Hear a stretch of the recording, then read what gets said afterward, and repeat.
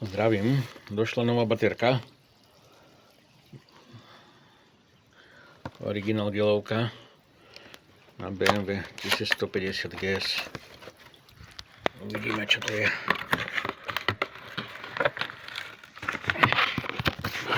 Idete vybrať. Ťažká. Mala by vážiť do 7 kg. Dátum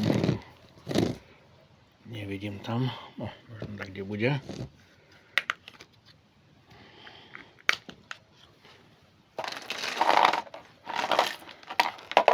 Dáme ju na test, koľko je nabitá z výroby.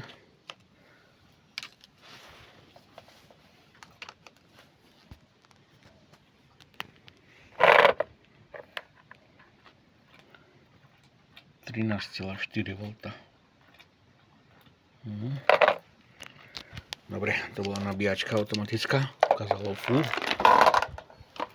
Dávam na ňu merak.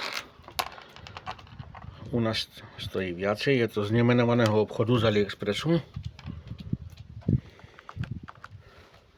za 9 €, ale meria dobre. Takže napájame.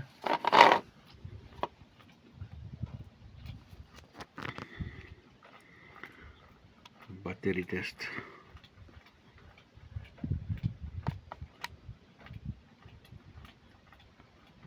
Kilovka.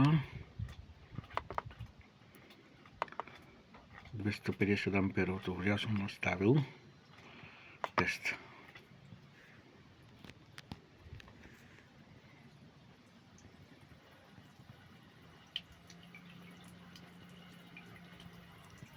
Tu vidíme good battery, dobrá batéria. Život 100%, nabité na 100%, 13,3 V. Takže malo by to byť dobre. Uvidíme, koľko vydrží. Aj takýto diagnostický nástroj OBED 2.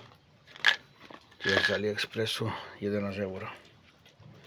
A to nemalo tu ani byť o tom. Naložíme baterku, uvidíme. Není tam rok výroby, no, škoda. Made in Austria. Cena 55 €. Oficiálne sa pohybuje medzi 80 až 100. Ak chcete, môžem vám dať adresu do slovenského e-shopu, kde to predávajú. Majte sa.